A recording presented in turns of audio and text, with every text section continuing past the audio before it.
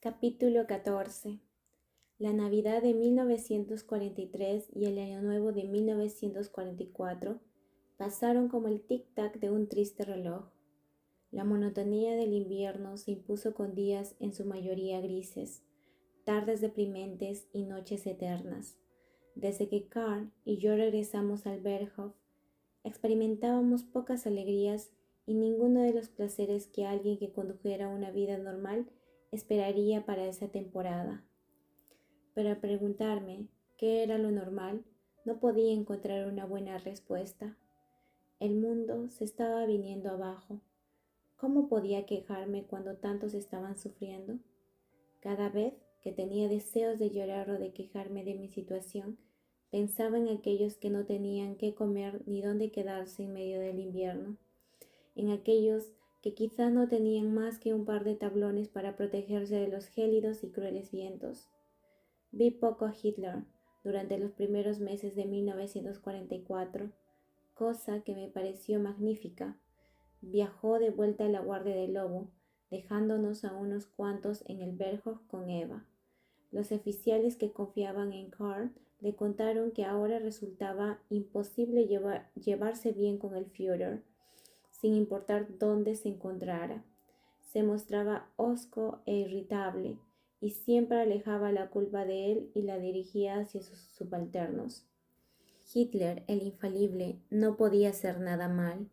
Karl dijo que el Führer tenía la mala costumbre de negarse a seguir los sólidos consejos de sus generales y de vilipendiarlos después por las pérdidas humanas y materiales.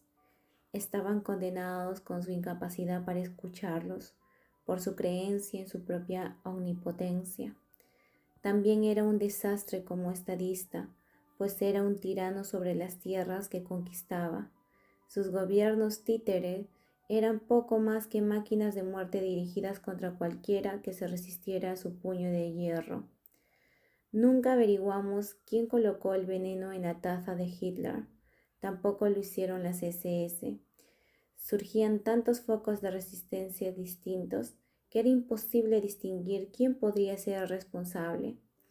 El coronel ordenó que se retiraran todos los venenos de la cocina y que se interrumpieran las clases de la jefa de cocina a las nuevas catadoras.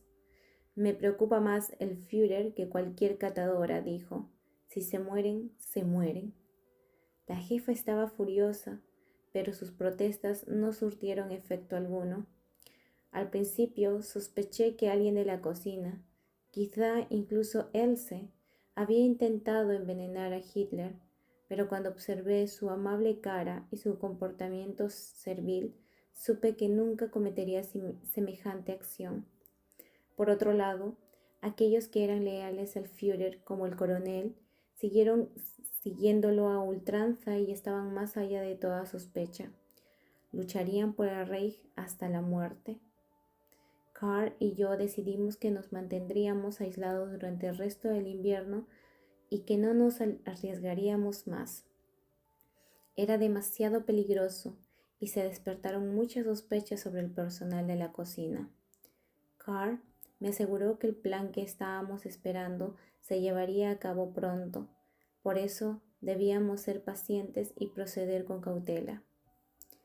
Karl y yo esperábamos que nos llamaran de vuelta a la Guardia del Lobo al término de las fiestas. Sin embargo, dichas órdenes no llegaron nunca.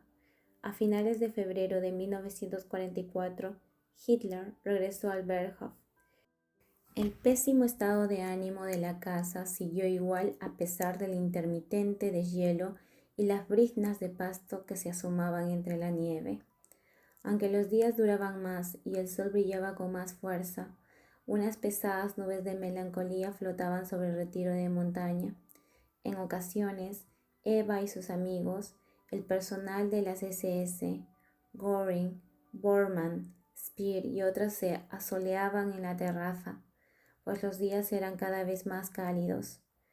La mayor parte del tiempo parecían muñecos de papel, tan superficiales e inútiles como los gobiernos que Hitler colocaba en las tierras conquistadas.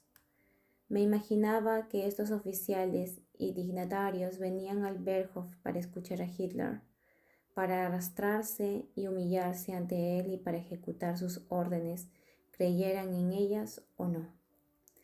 Para finales del marzo, los británicos no hicieron ningún intento de atentar contra el Führer y tampoco lo hicieron las fuerzas de ningún otro gobierno.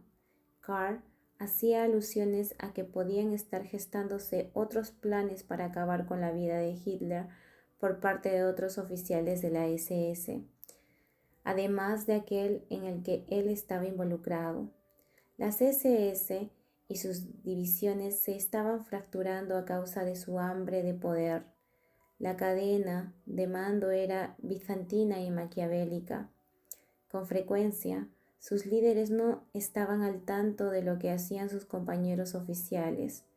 Hitler daba órdenes contradictorias y esperaba que se llevaran a cabo sin importar lo que pudiera suceder como consecuencia. Si sus hombres le pedían alguna aclaración, los tildaba de idiotas o de traidores que empantaban los esfuerzos bélicos.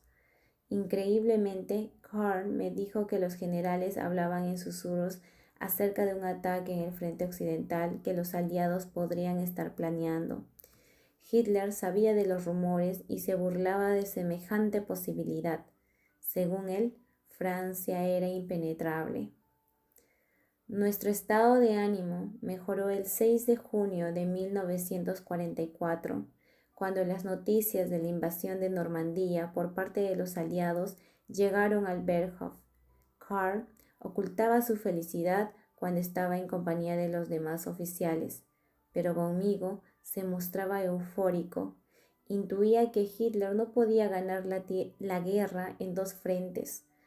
Los rusos avanzaban hacia el oeste y británicos y estadounidenses avanzaban hacia el este para poder reunirse en el centro, en Alemania. Hitler, informó Kahr, estaba más pálido que un fantasma y parecía que no había dormido en semanas. Pasaba gran parte de su tiempo en el salón principal, inclinado sobre sus mapas, sacudiendo la cabeza mientras intentaba dibujar sus planes con lápices de colores. No tendrá más opción que rendirse, me dijo Kahr unos días después. Nos encontrábamos sentados en mi habitación después de una de mis catas. Él se salió a caminar con una de las otras chicas. Temeroso de que nos pudieran escuchar, susurró en mi oído. Es posible que Valquiria no se implemente en absoluto. Me tomó de las manos. ¿No sería maravilloso? Los aliados podrían estar aquí en cuestión de días. Miré su rostro y me di cuenta de que estaba buscando cualquier buena noticia que pudiera salir de esta guerra. No podía ocultar el agotamiento que acechaba bajo su piel. Yo quería alentarlo, por el bien de los dos, pero esa noche simplemente no pude hacerlo. La tarea resultaba tan difícil como la transformación del invierno en la primavera. La promesa se encontraba allí, pero no había ninguna certeza de cuándo sucedería. Retiré mis manos de entre las suyas y hablé en voz baja. Toda cautela era poca. Sería maravilloso, pero estamos lidiando con un demente. Alejé mis ojos, temerosa de que si lo veía lloraría. No creo que jamás se rinda. Alemania caerá derrotada, hecha cenizas. Cuando regresé mis ojos hacia él, su cara estaba pálida y destruida por el dolor. Su voz se quebró. Te ruego, Magda, que me digas que no crees en lo que estás diciendo. Por el amor de Dios, dime que crees que sobreviviremos. Lo único que sé, suspiré, es que te amo. Pasé mi mano por su mejilla y agregué, casémonos, vivamos antes de que sea demasiado tarde. Se me quedó viendo, sus ojos estaban llenos de emoción. Me besó y murmuró, sí, tan pronto como podamos. Eva me visitó unos días antes de mi boda y me ayudó a elegir un traje de su enorme guardarropa. Me invitó a sus departamentos privados, junto a los del Führer. Su sala estaba bellamente decorada con muebles coordinados en blanco y azul y un sofá que les hacía juego junto a una de las paredes. Al otro lado había un escritorio blanco, sillas y una mesita. 2 ventanas rústicas permitían la entrada de la luz. Intuí que estaba tan emocionada por mi casamiento como yo, y quizá todavía más. Eva, al igual que tantos de los leales seguidores de Hitler, tenía la idea de que nada podía salir mal siempre y cuando él siguiera a cargo. A fin de cuentas, el hombre al que adoraba conquistaría todas las naciones que deseara. Mi fe en ese futuro no era tan sólida ni por asomo. Me llevó hasta su recámara, donde un enorme ropero de nogal veteado abarcaba la totalidad de la pared. Jaló las puertas para abrirlos y me dijo: «Elige la que te plazca». Me sorprendió su enorme colección de bellísimos vestidos, zapatos, pieles y mascadas. Toqué la ropa con cuidado y me decidí por un elegante atuendo en azul marino, uno de los menos costosos que poseía, pero de un estilo muy moderno. «Te prestaré mis perlas», me dijo. «Se verán maravillosas con ese vestido». Se sentó en la orilla de su cama y me miró. «No creo que calcemos del mismo número. Te las tendrás que arreglar sola», se rió, pero el sonido que emitió fue breve y amargo. Quedé turbada por esa risa. ¿Acaso hice algo mal? Oh, no, Magda, no eres tú. Tú te encuentras más allá de cualquier reclamo. Incluso salvaste la vida del Führer. Solo por eso te estaré eternamente agradecida. Se detuvo y levantó las manos para examinar su dedo anular. «¿Cómo me gustaría que tuviéramos un poco de Jerez?», sonrió. «Una copita me ayudaría a superar el día». «Estoy agradecida de que me permita elegir un vestido, pero es demasiado». «No, no, es tu día especial». A pesar de su generosidad, me daba absoluta cuenta de que en realidad no éramos amigas. No quise entristecerla. «Si prefiere estar a solas».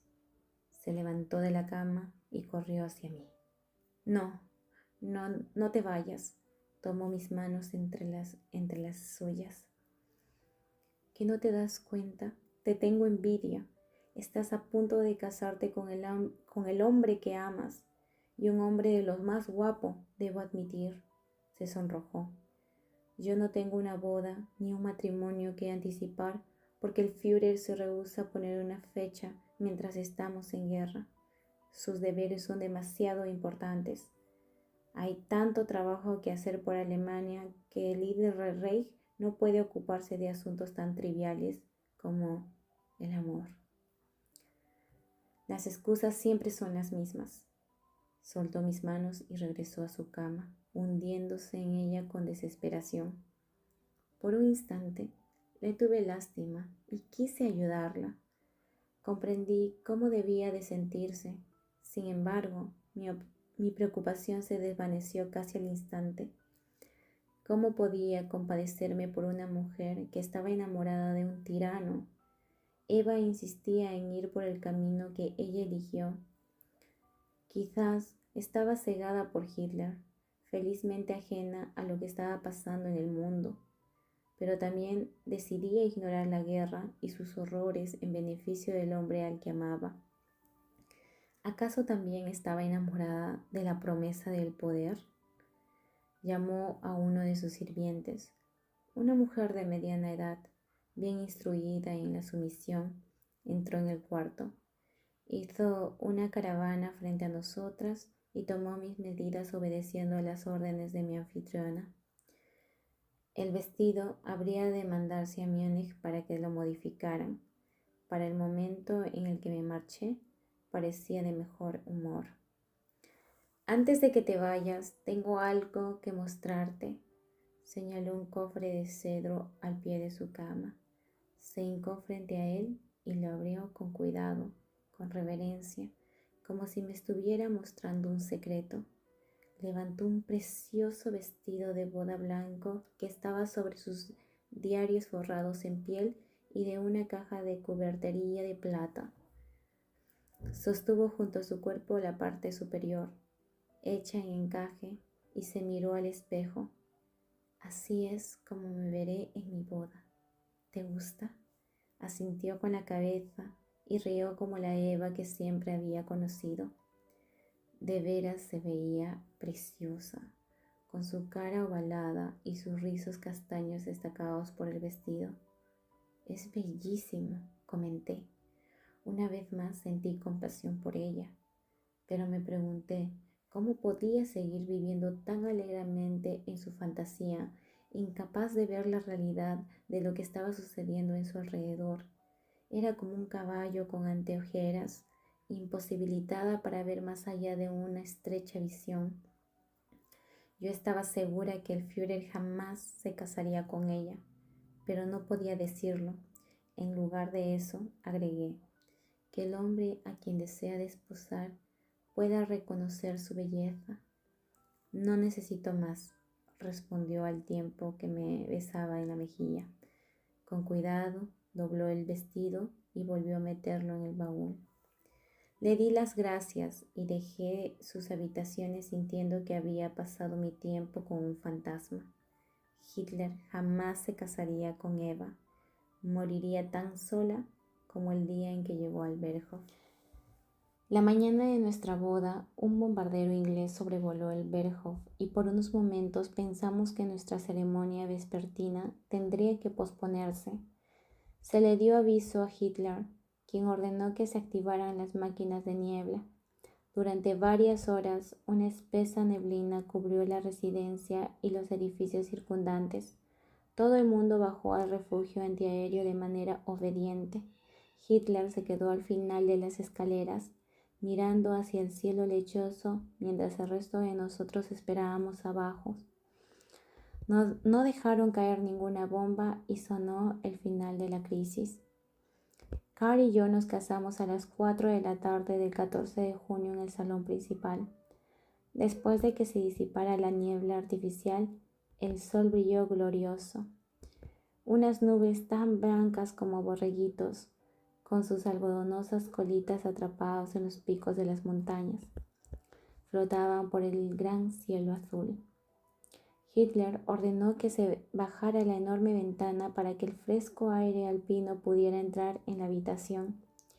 Cerca de 100 invitados acudieron a nuestra ceremonia civil. La jefa y otros trabajadores de la cocina y de los invernaderos, así como varios de los oficiales de las SS, incluyendo al coronel, quien no me tenía confianza alguna. Se quedó parado en una esquina, contemplando a los invitados y luciendo como un bulldog enojado. Hitler, sonriente y repartiendo apretones de manos, saludó a varios invitados. El único otro dignatario notable del partido que asistió fue Speer, quien parecía reservado, aunque apuesto en su uniforme de gala y botas de cuero. Carl y yo nos pusimos de pie en el lado sur del salón, junto a la enorme chimenea. Podíamos ver a todos los invitados mientras admirábamos el espectacular panorama de las montañas, cuyos colores cambiaban con la luz de la tarde. Retiraron los sofás y los sillones de esa área de la sala para que pudiéramos pararnos frente a los invitados sentados en la sección más baja. Un juez del partido ofició una sencilla ceremonia nazi que no hizo mención alguna de Dios ni de ninguna religión. Estábamos uniéndonos bajo los auspicios del nacionalsocialismo. Eva, radiante, estaba parada a mi derecha, mientras que Hitler estaba de pie a la izquierda de Karl.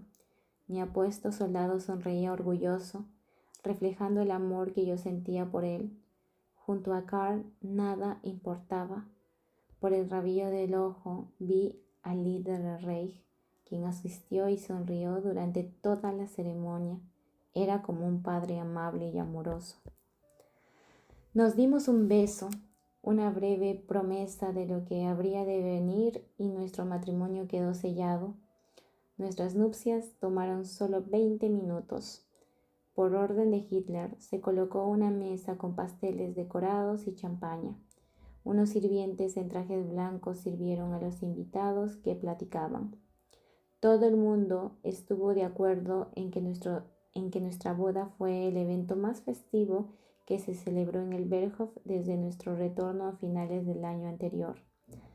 Tales cumplidos me ofrecían poco consuelo, pero traté de actuar como una novia feliz, a pesar de saber que nuestras vidas estaban en peligro y que nuestro futuro era frágil en el mejor de los casos.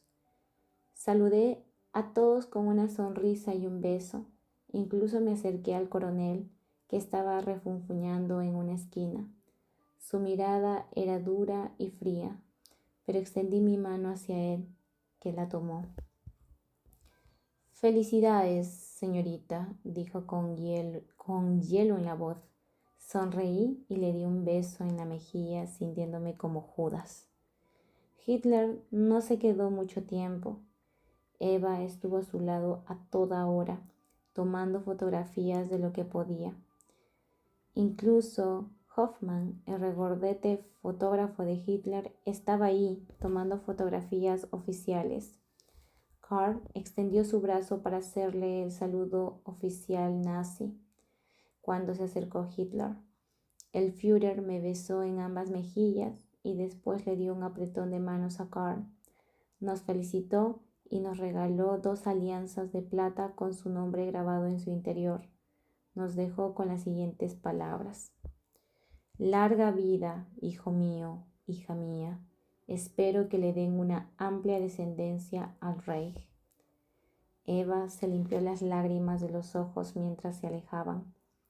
Karl y yo nos miramos cuando se alejaron, conscientes de que los anillos eran un bello regalo de parte de un brutal dictador.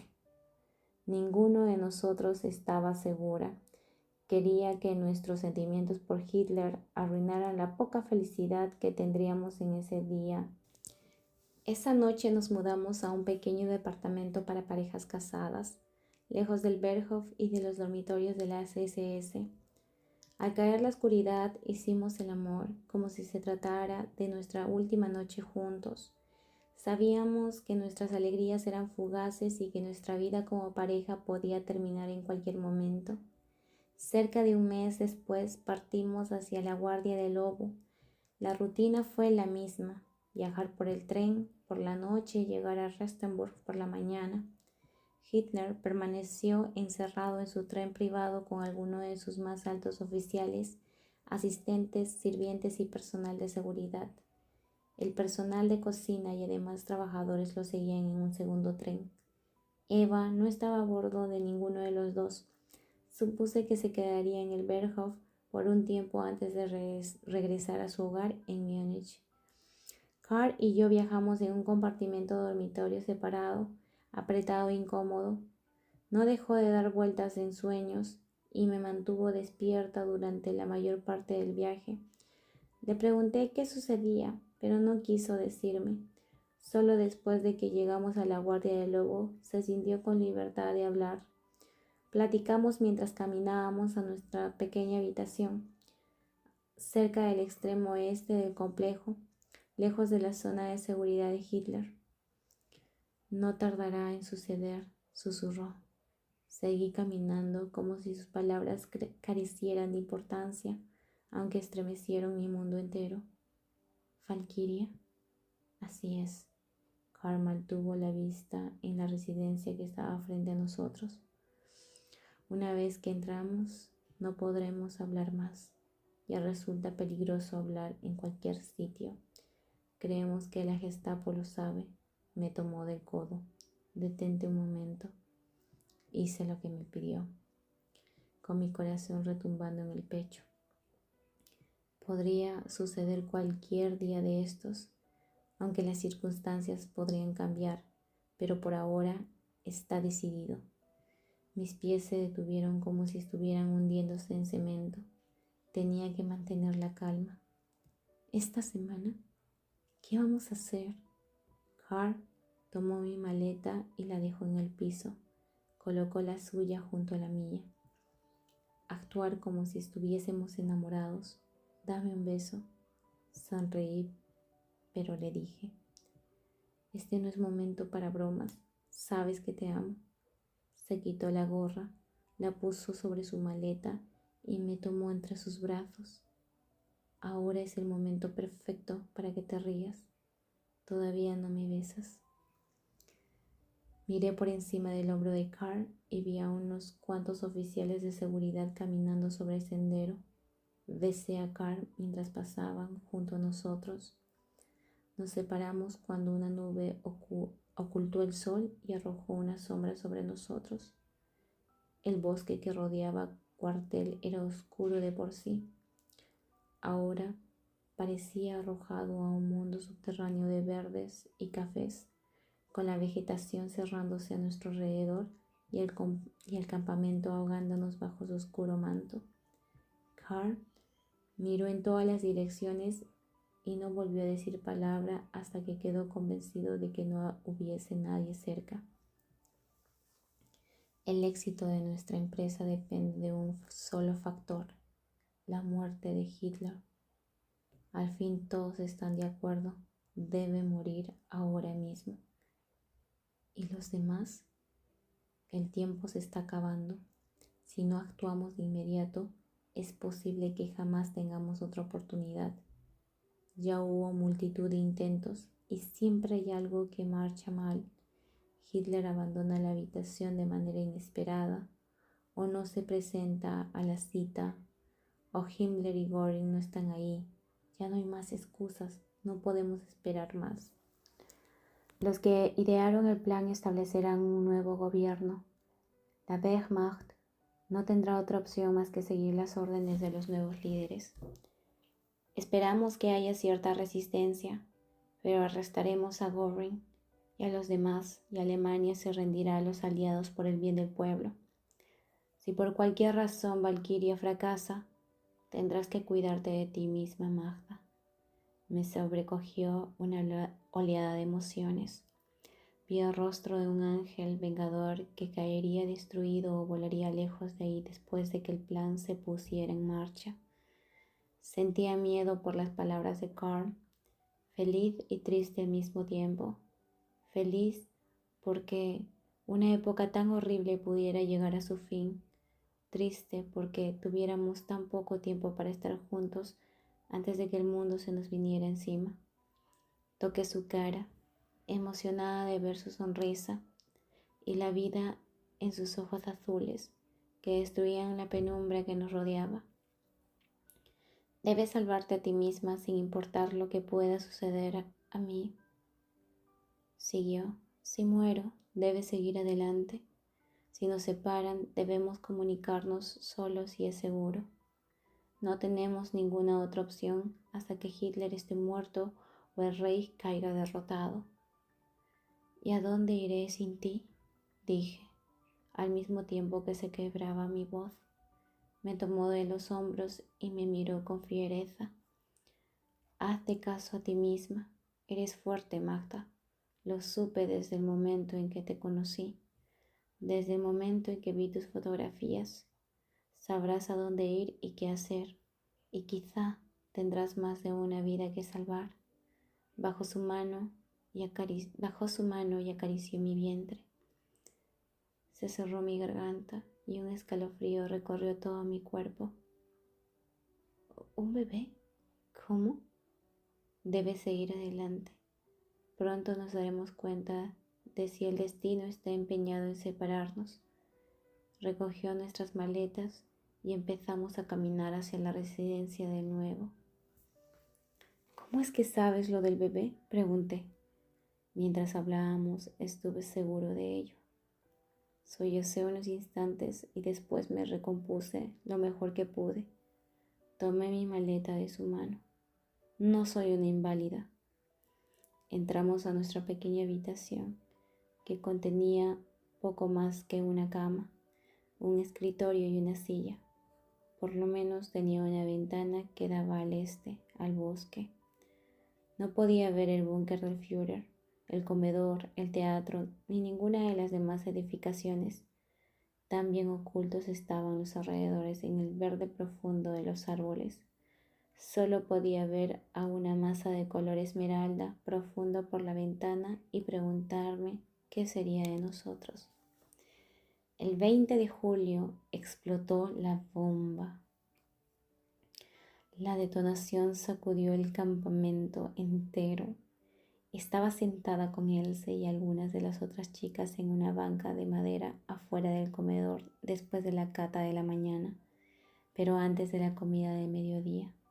El día era agradable, aunque un poco caliente.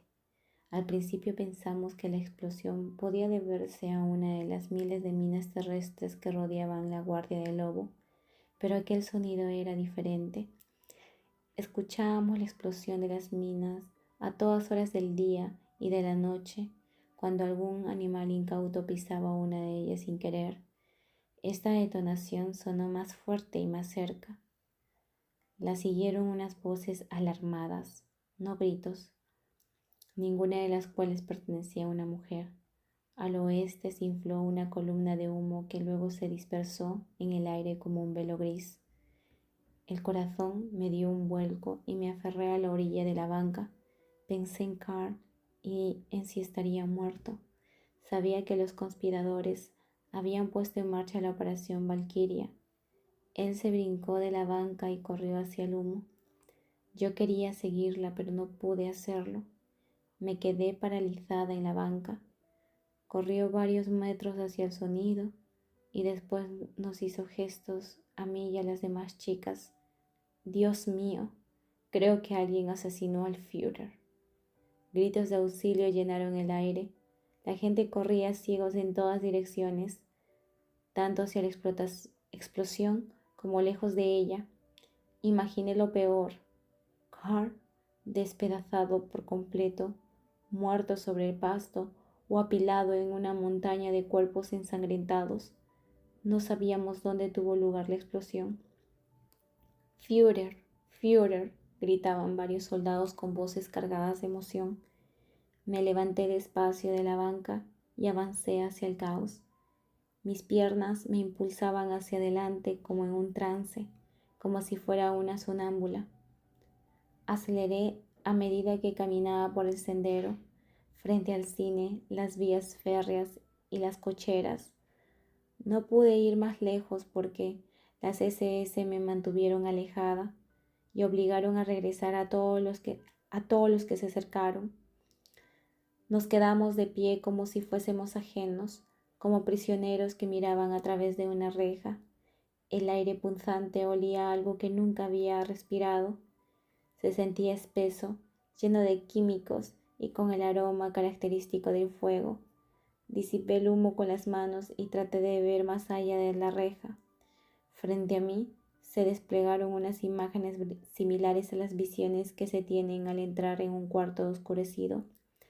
Aparecían unos puntos blancos y negros frente a mis ojos. Figuras borrosas se formaban de la nada. Al mirar entre el humo, mis ojos contemplaron una pesadilla. Oficiales que tosían y se atragantaban salían a raudales de la sala de conferencias en la que explotó la bomba. Algunos se sostenían entre ellos, mientras que otros brincaban en una sola pierna. Su ropa estaba ensangrentada y harapienta y colgada en jirones de sus cuerpos. 2 hombres arrastraban a un tercero para sacarlo de la habitación. Lo sujetaban de brazos y piernas mientras el cuerpo colgaba como hamaca entre los dos. Lo dejaron caer sobre el suelo. Carl apareció en la puerta con un trapo sobre su boca. Me colapsé contra un árbol, aliviada porque no había muerto, pero mientras salía del edificio no pude distinguir si estaba lastimado. No había sangre en su ropa. Corrió hacia uno de los hombres que estaba tirados en el suelo, rasgó parte de su camisa y pasó la tela sobre la cara del otro hombre. El gesto estaba colmado de compasión y de dolor de un soldado hacia otro.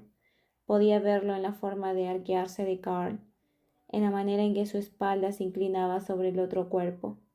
¿Por qué tuvo que pasar esto? ¿Por qué tuviste que morir? Esas eran las preguntas que se estaba formulando. El Führer está vivo, gritó un soldado. Aquellos que estaban parados a mi alrededor gimieron y gritaron de alegría al escuchar las palabras. Carl apartó sus ojos de su tarea de misericordia. Sus ojos abiertos se miraron y ahogué un grito. Sus labios estaban abiertos en una expresión de terror e incredulidad, una que jamás imaginé que vería en él y no quería volver a ver nunca. El mensaje que me estaba comunicando era claro. El Führer estaba vivo y la vida de Karl estaba en peligro. Y entonces vi a Hitler. Estaba rodeado de una multitud de oficiales y solo se asomaba la parte superior de su cabeza. Cuando la muchedumbre se apartó, supe que estaba herido. Se sostenía el brazo derecho con la mano izquierda, y en lugar de caminar en su manera habitual, sus pantalones estaban hechos jirones. Los hombres lo condujeron con velocidad a través de la multitud. Ese día no lo volví a ver. La jefa de la cocina se me acercó con los ojos llenos de lágrimas. ¿Es cierto que Führer está muerto? Sacudí la cabeza. Gracias a Dios, exclamó la jefa mientras se limpiaba las lágrimas y sonreía. El cielo vuelve a sonreírnos. Alemania sobrevivirá un día más. Más tarde me enteré de que 4 horas después de la explosión, Hitler visitó la sala de conferencias destruida en compañía de Mussolini. Prometió destrozar a los conspiradores. Esa noche casi no podía mirar a Karl después de la salva. Dimos un paseo para alejarnos de nuestra diminuta habitación. El campamento estaba en un silencio mortal y quieto. La energía que habitualmente se percibía en la guardia del lobo desapareció. Nadie hablaba más que en susurros. No hubo sonrisas en la mesa de la cena. Cuando Karl y yo nos miramos, supimos que un daño, una pérdida mayor de la que jamás pudimos imaginar, estaba a punto de hacernos trizas. Para este momento ya debe de saber, murmuró Karl mientras caminábamos por el sendero que pasaba cerca de los carros de ferrocarril. El adornado tren de Hitler estaba sobre las vías, oscuro y silencioso. Se golpeó la mano con un puño. Von Stauffenberg ya debe de saber que Hitler sobrevivió. Seguramente escuchó el discurso de radio. Se inició el golpe de Estado. A él y a los demás los acorralarán como ganado. La voz de Karl se distorsionó por el sufrimiento. Es solo cuestión de tiempo para que la Gestapo venga por mí. Las cosas no pudieron salir peor. La sala de conferencias quedó destruida por la explosión. Nadie debió salir con vida. Brandt, Korten, Smuth, el estenógrafo, todos muertos. Pero Hitler sobrevivió. Quizá la providencia está realmente de su lado. Quise desmoronarme a sus pies, o mejor aún, fingir que nada de eso estaba sucediendo. Quizá todo era una pesadilla y Karl me despertaría con un beso. Si me desvanecía, ya no tendría que enfrentar la realidad. A fin de sobreponerme, tenía que enfrentar el temor de que me estaba carcomiendo. Tenía que ser fuerte para Karl. ¿Crees que vengan por mí?, le pregunté. Mantuve tu nombre lejos de todo esto. Nadie lo conoce. Von Stauffenberg te conoció el día en que yo iba... No quiso pronunciar las palabras. Se sintió intrigado por tu valentía, pero le hice jurar que no te involucraría en el complot. Solo puedo rezar para que cumpliera con su palabra. Entonces, creo que estoy a salvo, pero no lo estoy. Karl, no pude más y me colapsé contra él. Siguió fuerte y firme. No movió un músculo mientras lloraba contra su pecho. No podía gritar por temor a causar alarma, aunque lo que quería era huir a los cielos. Calla, me pidió. Todo va a estar bien. Acarició mi pelo. Pero sabes que debo irme esta noche. Lo miré a los ojos. Te encontraré, prometió. Buscaré en cada ciudad de Alemania, si es necesario. Sigue con tu trabajo. Protege a tu padre. Y si tienes razón, a nuestro hijo, sollocé contra su pecho. Nos juramos amor y tenemos nuestros anillos, continuó. Algún día nos reuniremos de nuevo, te lo prometo. Me tomó de la mano y me condujo de vuelta a nuestra habitación. Apagamos las luces y nos acostamos en la cama, abrazándonos y acariciándonos hasta que el bendito sueño alejó todos mis temores. Unas horas después, mis nervios me despertaron y me incorporé de un brinco. La habitación estaba tan oscura como una cueva y no podía ver más que formas tenues. Recorrí las sábanas con mis manos y descubrí que la cama estaba vacía. Carl se desvaneció como un susurro. Prendí la lámpara. No se llevó nada de la habitación. Era como si ya estuviera muerto. Su ropa colgaba en el ropero. Sus artículos de aseo estaban sobre la misma repisa. Había una nota al pie de la cama. Decía: te amo.